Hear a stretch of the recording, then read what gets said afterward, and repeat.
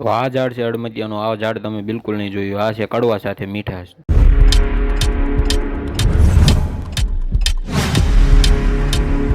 તો welcome back to આપણી YouTube ચેનલમાં અને સ્વાગત છે ફરીવાર આપણા એક નવા મિની વ્લોગમાં. તો આ છે આપણી ગાડી અને આ છે આપણી ગાડીની ચાવી. તો લગાવી દીધી પછી ગાડીમાં ચાવીને થઈ ગઈ પછી આપણી ગાડી ચાલુ અને નીકળી ગયા પછી ખપ ખપ કરતા ધીમે ધીમે રસ્તે. તો અહીંથી પછી આ કરવાના હતા બે ભાઈબંધને પિકઅપને કરી લીધા પિકઅપને અમે થઈ ગયા ત્રણે. હવે હારવાર નીકળી ગયા પછી અમે ગામની બહારે. તો આજે અમારે જવાનું હતું હળમતિયા કાળુ બાપુના દર્શન કરવા. તો આ છે અમારા ગામનો પુલ જે કરી લીધો અમે પુલને પારને આવી ગયા પછી આ ભાઈબંધની દુકાને. તો અહીંથી આવવાના હતા બે ભાઈબંધો હારેને થઈ ગયા પછી અમે પાંચે રવાના. તો આ છે આપણો ભાઈબંધને કરે છે એના વાળને હરખા. હવે જોવી ક્યારે એના વાળ હરખા થઈ રહેશે. તો અહીંયા હતું જીસીબીનું કામ ચાલુ ને અહીંયા પડી હતી પછી એક ટીવીએસ. તો આ ટીવીએસ જેની પણ હોય એ અહીંથી જરૂરથી લઈ લેજો.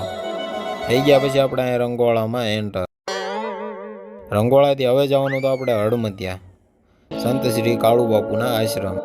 તો કરી દેવી પછી આ રંગોળાને ટાટા બાય બાઈને આવી ગયા પછી ઠોંડા. તો થઈ ગયા તમે ઠોંડામાં એન્ટર ને આપણો ભાઈબંધ બેરતો તો પાછળ ને કરે છે હજી એના વાળને સેટ, પણ હજી સુધીમાં વાળ એના સેટ થયા નથી. કમેન્ટમાં જરૂરથી કહેજો કે ક્યારે થશે.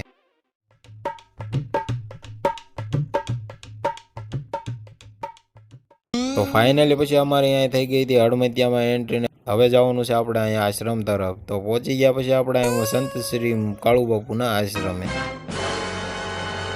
તો કરી દેવી પછી અહીંયા ધીમે ધીમે ગાડીને પાર્કિંગને હવે જઈએ આપણે મંદિરની અંદર દર્શન કરવા.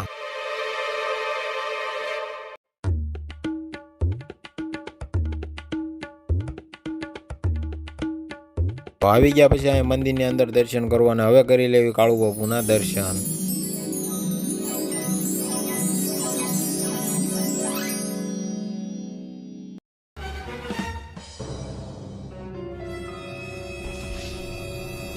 તો કરી લીધા પછી અહીં કાળુ બાપુના દર્શન અમે બેસી ગયા બાકડાને. આ ચાર એને લાગી હતી ભૂખ.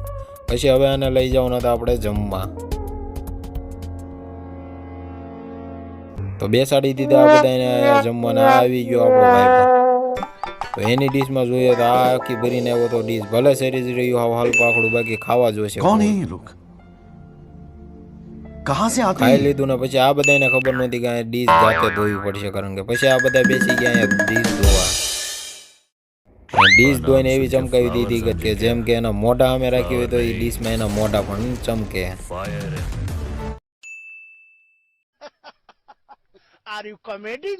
ડીશ ને એવું ધોઈને પછી અમે નીકળી ગયા ઉપર ગ્રાઉન્ડમાં ઝાડવા.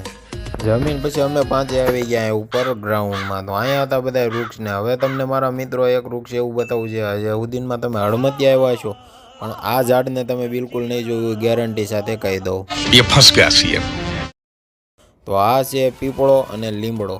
તો આ છે બંનેનું થડ એક ને ઝાડ છે બે. તો જોઈ લો તમે. આ ફરતો આ ઝાડ બતાવી દો તમને ખોટું ન લાગે.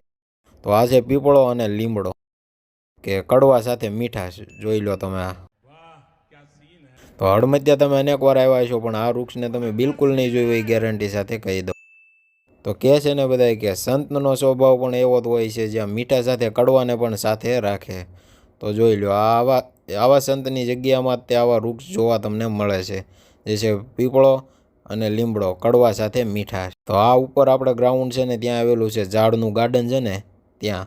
તો જોવાના થડ પણ તમને બતાવી દો, ફરતું ઝાડવું પણ બતાવી દો. તો આ છે લીમડાનું થડ બરોબર, અને આ છે આપણે પીપળો. જોઈ લો તમે તમારી નજરે જોઈ લો. આ ફરતું ઝાડ પણ બતાવી દીધું તમને. તો નીકળી ગયા હતા પછી અમે હળમતિયાની બહાર ને હવે જવાનું છે ઘરે. તમને મારો આ વિડીયો ગમ્યો હોય તો લાઇક શેર અને કમેન્ટ જરૂરથી કરતા જજો. અને મળીશું એક નવા વિડીયોમાં. ત્યાં સુધી બધાને જય સિયારામ, જય માતાજી.